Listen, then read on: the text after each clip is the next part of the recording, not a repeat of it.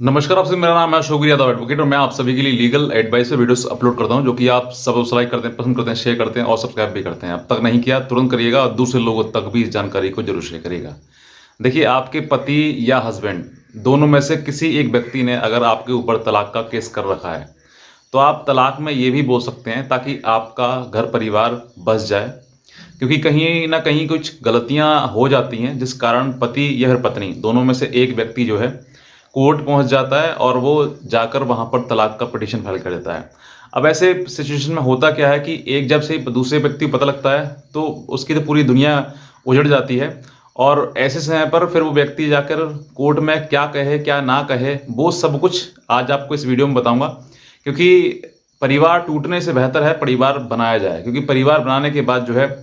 कुछ चीज़ें ऐसी बदल जाती हैं जिससे कि आपका जीवन एक समय ऐसा था कि बहुत बुरा था, लेकिन एक समय ऐसा आ जाएगा आपका कि आपका बहुत जब अच्छा हो जाएगा। तो आप ऐसे समय पर ऐसी ऐसी परिस्थिति में कुछ चीज़ों का आपको ध्यान रखना है। दूसरा, ऐसे ही एक केस सामने आया तो वो मैं आपको बताना चाहूँगा कि जिस समय पर कोर्ट में दोनों पार्टीज़ खड़ी थीं और एक पार्टी ने डाइवोर्स का पिटीशन फाइल कर दिया, तो दूसरे व्यक्ति ने जो है वो सीधे यही कहा कि सर मुझे तो रहना है और मेरे से जो भी गलती हुई है मैं गलती अगर मान लो इन्होंने गलती करी है तो मैं उन गलतियों को क्षमा मांगता हूँ और मैं अपने परिवार को बसाना चाहता हूँ। लड़की जो है वो चाहती थी कि वो तलाक हो, क्योंकि तलाक का उसने पिटीशन फाइल कर रखा था। उसने कहा था कि ये मारते पीटते हैं मुझे, दारू पीते हैं, नशा करते हैं, तो इसलिए मुझे इनके साथ में नहीं रहना है, मुझे तलाक लेना है। तो ऐसे समय पर जब ये पिटीशन कोर्ट के सामने पहुंचा और पूरे लड़ते लड़ते जब लास्ट फाइनल जजमेंट का टाइम आ गया तो जजमेंट में से पहले जो है वो पति पत्नी ने एक मतलब थोड़ा समझौते टाइप थोड़ा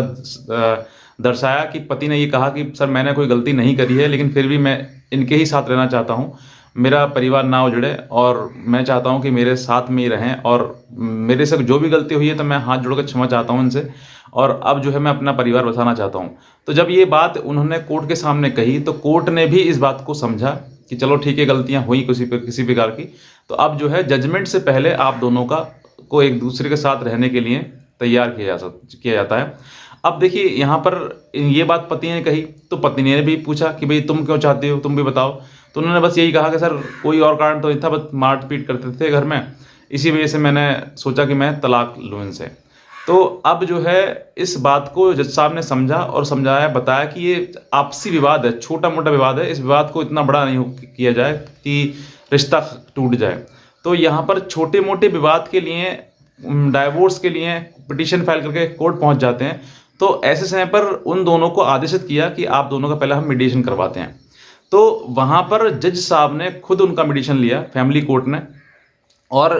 फैमिली कोर्ट ने उन दोनों को समझाया कि आपके बीच में जो विवाद है, छोटी मोटी चीज़ें हैं, मान लीजिए किसी बात को इनके बीच में है तो वो चीज़ें ख़त्म की जाए। अब उस बात को ख़त्म करते हुए कहीं ना कहीं आज न तो कल एक दो डेट पड़ेंगे, इसमें ये घर परिवार बस जाएगा। अब बात यहाँ पर एक केस की नहीं है, डाइवोर्स वाले केस से संबंधित नहीं है। अगर आपके पास और भी कोई केस है, मान लो पत्नी ने आपके ऊपर केस कर दिया है और आप हर हालात में आप चाहते हैं कि मेरी पत्नी मेरे साथ में रहे, उसने केस किया गलत किया है, या फिर आप चाहते हैं कि वो केस किया है वो भी अलग चीज़ है, लेकिन अब मैं जो है वो अपना परिवार बसाना चाहता हूँ, तो वहाँ पर आप कोर्ट में कोई भी, चाहे मेंटेनेंस का हो, डीबी का हो या 498A का हो, कोई भी केस हो, वहाँ पर ऐसी परिस्थिति में अगर आपको लगता है कि हाँ मैं अपनी पत्नी को साथ रखना चाहता हूँ, हर हालात में रखना चाहता हूँ, तो आप अपने केस में यही एक जिद पकड़ लिए। और दूसरा, आप स्वयं मान लो आपके अधिवक्ता हैं, एडवोकेट साहब हैं आपके, उनसे भी आप हटकर सीधे जज साहब से भी आप ये बात बोल सकते हैं कि सर मैं हाथ जोड़कर निवेदन करना चाहता हूँ कि मैं अपनी पत्नी को रखना चाहता हूँ और ये मुझसे जो है इन्होंने मेरे ऊपर मुकदमे लगा दिए हैं,